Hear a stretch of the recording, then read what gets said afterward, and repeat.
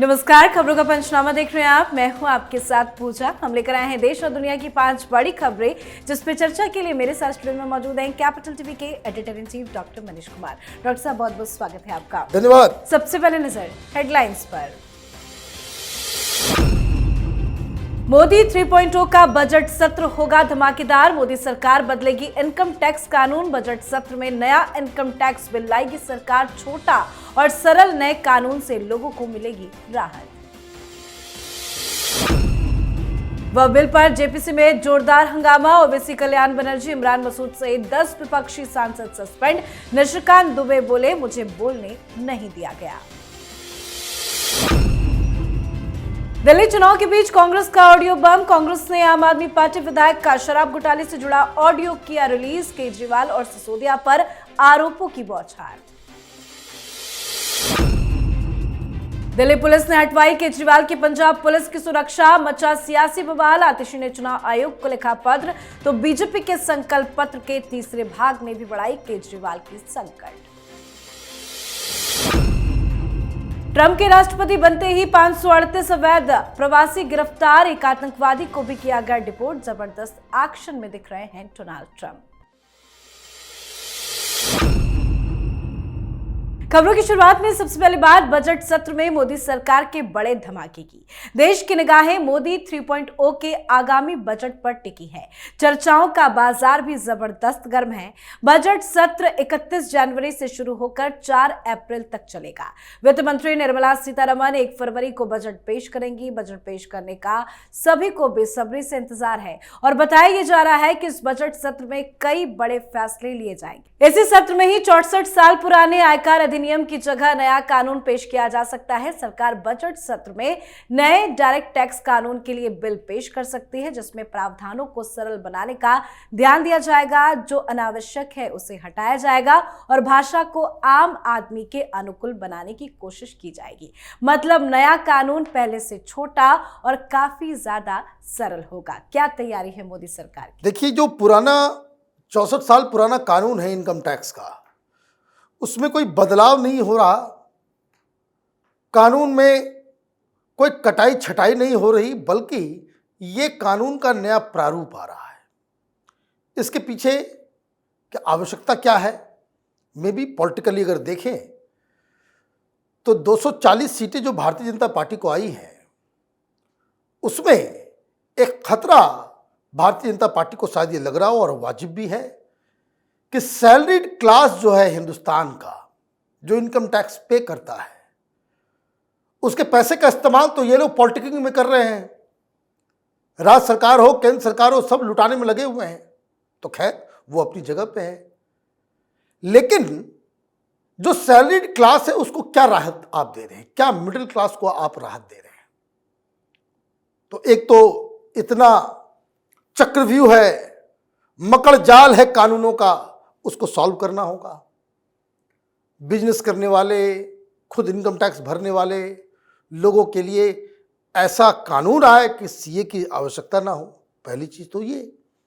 दूसरी चीज, डायरेक्ट और इनडायरेक्ट टैक्सेस के अंदर सहूलियत और राहत देने की आवश्यकता सरकार को लग रही है। इसलिए दिल्ली में चुनाव भी है। चुनाव से पहले मिडिल क्लास को अगर राहत मिलती है, जिसका अंदेशा है, तो मुझे लगता है कि भारतीय जनता पार्टी के जो ओरिजिनल समर्थक हैं, उनको अपनी सरकार के ऊपर कॉन्फिडेंस बढ़ेगा। जी, तो वाकई में इस बार का बजट धमाकेदार होगा। कई बड़े और अहम फैसले लिए जाएंगे। बजट सत्र में ही वक्फ संशोधन बिल आएगा और सरकार ने इसकी पूरी तैयारी भी कर ली है। पर इस कानून से विपक्ष की बौखलाहट लगातार बढ़ती जा रही है। आज वक्फ संशोधन विधेयक पर जेपीसी की दिल्ली में बैठक हुई। बैठक शुरू होने के बाद ही जबरदस्त हंगामा होने लगा। विपक्षी सदस्यों ने दावा किया कि उन्हें ड्राफ्ट में प्रस्तावित बदलावों पर रिसर्च के लिए पर्याप्त समय नहीं दिया जा रहा है। विपक्षी सांसदों के जोरदार हंगामे के बाद एक्शन लेते हुए ओवैसी, कल्याण बनर्जी और इमरान मसूद सहित विपक्षी दलों के 10 सांसदों को 1 दिन के लिए सस्पेंड कर दिया गया। हंगामे और इस एक्शन के बीच निशिकांत दुबे का बयान भी सामने आया। उन्होंने कहा कि मैंने विपक्ष को कभी नहीं रोका।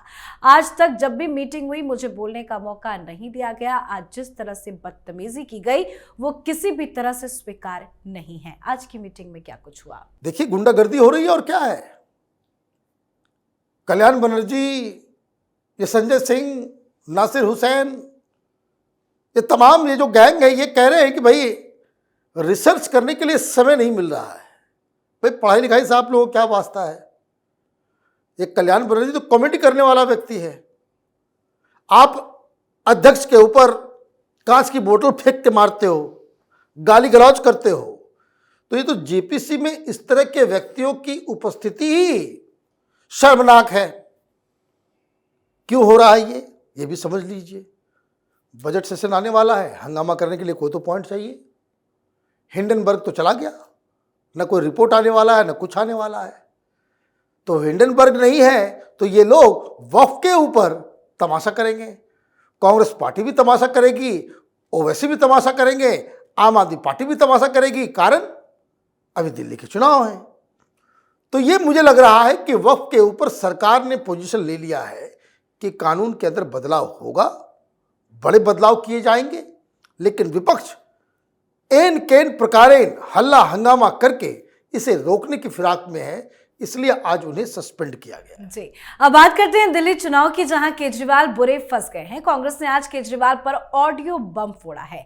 कांग्रेस ने प्रेस कॉन्फ्रेंस कर आम आदमी पार्टी के एक विधायक का ऑडियो टेप जारी किया। पवन खेड़ा ने दावा किया कि ऑडियो में आवाज आम आदमी पार्टी के एमएलए और उम्मीदवार शरद चौहान की है। ऑडियो में एमएलए कह रहे हैं कि मुझे मनीष ने कहा कि तुम भी सेटलमेंट कर लो, पैसा नहीं आएगा तो चुनाव कैसे लड़ेंगे। पवन खेड़ा ने यह भी कहा कि ये साफ और पारदर्शी राजनीति करने आए थे और इन्होंने दिल्ली से लेकर हैदराबाद तक शराब घोटाला कर दिया है। कांग्रेस नेता देवेंद्र यादव ने कहा कि उप मुख्यमंत्री हो या मंत्री हो, हमारी ही शिकायत पर ये लोग जेल में रहकर आए हैं। ऑडियो में विधायक कह रहे हैं कि लड्डू बटेगा तो सब में बटेगा। उन्होंने कहा कि आम आदमी पार्टी का असली चेहरा बेनकाब होना चाहिए। क्या कुछ है इस ऑडियो में? देखिए, ऑडियो तो साफ साफ बता रहा है कि आम आदमी पार्टी का एमएलए ही यह स्वीकार कर रहा है कि मनीष सिसोदिया ने शराब घोटाला किया। न सिर्फ उसने किया, यह बाकी लोगों को भी इनकरेज कर रहा था।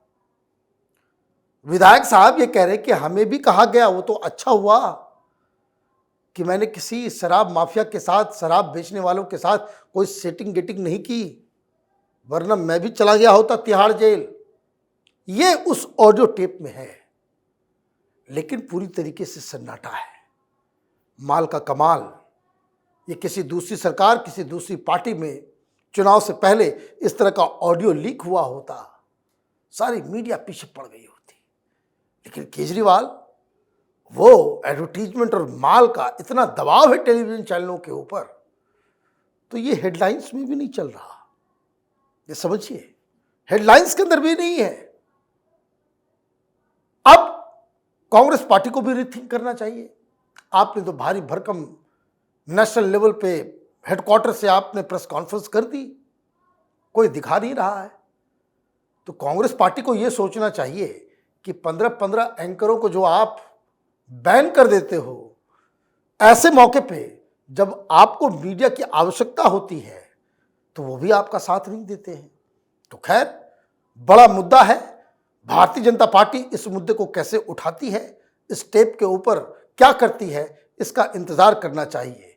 अदरवाइज केजरीवाल मीडिया के जरिए अपने झूठ, अपने प्रपंच, अपने प्रोपेगेंडा को जनता तक पहुंचाने में कामयाब होते नजर आ रहे हैं। जी, तो कांग्रेस ने केजरीवाल पर बड़ा अटैक किया है। केजरीवाल चारों तरफ से फंसते नजर आ रहे हैं। यहां तक कि केजरीवाल की सुरक्षा में तैनात पंजाब पुलिस को भी हटा दिया गया है। केजरीवाल पर हमले को लेकर मुख्यमंत्री आतिशी ने कहा कि उन्हें जान से मारने की साजिश रची जा रही है। इन सब को देखते हुए आतिशी और पंजाब के मुख्यमंत्री भगवंत मान ने चुनाव आयोग को पत्र लिखा और केजरीवाल की सिक्योरिटी की फिर से मांग की।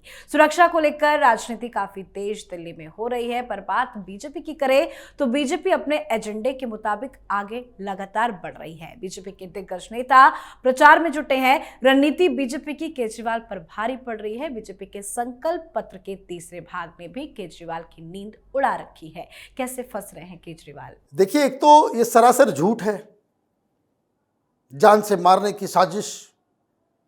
ये पता नहीं 50-60 बार ये लोग कह चुके हैं कि केजरीवाल को मारने की साजिश, मारने की साजिश। दिक्कत क्या है? पहली चीज कि ये खुद में ही लीगल है। भाई, आपको सुरक्षा मिलेगी, दिल्ली के आप हैं, पंजाब पुलिस क्या कर रही है?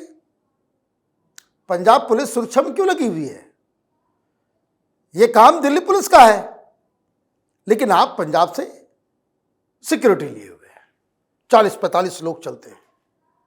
कहाँ तो ये आए थे कि भाई कोई सिक्योरिटी नहीं लेंगे, लेकिन अब पंजाब से भी सिक्योरिटी दिल्ली पुलिस का दायित्व है, पंजाब वाले को दायित्व नहीं है। अब इन्होंने झूठ ये कहा अमित शाह ने हटवा दिया, नहीं, पंजाब के डीजीपी खुद प्रेस कॉन्फ्रेंस करके उन्होंने बताया कि इलेक्शन कमीशन के आदेश पे, तो इलेक्शन कमीशन जो कानून का तरीका होगा उसी हिसाब से चल रहे हैं। अब ये लोग कंप्लेन जरूर किए हैं, लेकिन असली मैटर क्या है इसको भी समझिए।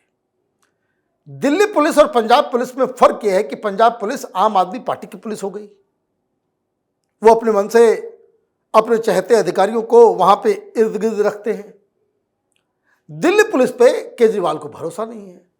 चुनाव का समय है, वो कहाँ आ रहे हैं, कौन मिलने आ रहा है, किससे क्या डीलिंग हो रही है, कौन कितनी देर तक बातचीत किया, साथ में कार पे चल रहे हैं तब भी सिक्योरिटी वाला आगे बैठा हुआ है, वो फोन पे भी बात सुन रहा होगा।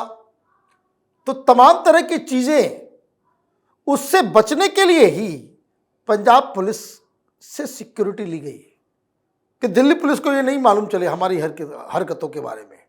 लेकिन अब इलेक्शन कमीशन ने हटाया है तो इनको परेशानी हो रही है। जी, अब बात आज की आखिरी खबर की। ट्रंप सत्ता संभालने के बाद जबरदस्त एक्शन में नजर आ रहे हैं। डोनाल्ड ट्रंप के सत्ता में आने के 72 घंटे के अंदर ही प्रशासन ने अवैध प्रवासियों के खिलाफ बड़े पैमाने पर एक्शन शुरू कर दिया है। पिछले 12 से 15 घंटे में ही ट्रंप प्रशासन ने 1000 अवैध प्रवासियों को गिरफ्तार करके हिरासत में भी लिया। इसी के साथ अमेरिकन ड्रीम की तलाश में यूएस आए हजारों लाखों लोगों के खिलाफ अमेरिकी अधिकारियों ने अब तक का सबसे बड़ा ऑपरेशन भी शुरू कर दिया है। व्हाइट हाउस ने ट्वीट करके बताया कि अब तक 538 अवैध प्रवासियों को गिरफ्तार किया गया, जबकि 373 को हिरासत में लेकर फिलहाल कैंप में भेज दिया गया है। जबरदस्त एक्शन में है ट्रंप। उसमें तो कुछ आतंकवादी मेरे भी हैं, बड़ा मामला संगीन नजर आ रहा है। ये जिहाद करने वाले लोग, जो इलीगल लोगों को बाहर किया जा रहा है, ये बात समझिए, इलीगल लोगों को बाहर किया, जो बिना परमिशन के वो वहां पे रह रहे हैं। तो कोई भी देश अपनी सुरक्षा चाहेगा। जैसे सैफ अली के ऊपर अटैक हो गया, आए दिन वहां भी अटैक होता है। अभी ठीक आप देखिए कि किस तरीके से अमेरिका के अंदर कई सारी इस तरह की घटनाएं हुई। तो एक तो सिक्योरिटी को प्रायोरिटी मिल रही है ट्रंप सरकार के अंदर। तो उन्होंने कहा कि भाई जितने भी इलीगल माइग्रेंट्स हैं, जो बिना अधिकार के अमेरिका के अंदर रह रहे हैं, उनको बाहर निकाला जाएगा। तो बाहर निकालने की कार्रवाई शुरू हो गई। हिंदुस्तान में भी 18,000 लोगों को वापस आना है। 18,000 इलीगल लोग बैठे हुए हैं। आपको याद है कि राहुल गांधी गए थे मिलने, उसके बाद पंजाब भी आए थे, जो कह रहे थे कि बहुत बुरी हालत है वहाँ पे, हिंदुस्तानी जो है वहाँ पे बहुत खराब हालत में। इलीगल माइग्रेंट्स, इलीगल लोग हैं। तो इन सब को वापस आना चाहिए। और इससे फायदा ये होगा कि अगर अमेरिका ये काम कर रहा है तो दुनिया भर के तमाम देशों में जो जिहादी और इधर उधर से जो घुसपैठिए घुसे हुए हैं, रोहिंग्या, बांग्लादेशी, चाहे हिंदुस्तान में हो चाहे यूरोप में हो, इनको एक लेजिटिमेसी मिल जाएगी इस तरह के घुसपैठियों के खिलाफ एक्शन लेने में। फिर कोई ह्यूमन राइट्स का मामला नहीं आएगा। फिर ये पूरी दुनिया में ये एक प्रचलन हो जाएगा कि अपने अपने देश में जाकर के रहो। ये भाग दौड़ करके किसी दूसरे देश में आकर के आप शरण लें और वहाँ पे डेमोग्राफिक चेंज करें, वहाँ के कल्चर पे अटैक करें, वहाँ के डेमोक्रेसी को खराब करें और वहाँ पे महिलाओं के साथ रेप, बलात्कार जैसी घटनाओं को अंजाम दे, ये बर्दाश्त नहीं होगा। तो it's a good thing that is happening in USA. जी, बहुत बहुत धन्यवाद सर बातचीत के लिए। धन्यवाद। खबरों का पंचनामा में आज के लिए फिलहाल इतना ही। देश विदेश की बाकी खबरों और उनके सटीक एनालिसिस के लिए देखते रहिए कैपिटल टीवी। हमें लाइक कीजिए, शेयर कीजिए और कैपिटल टीवी को सब्सक्राइब कीजिए। नमस्कार।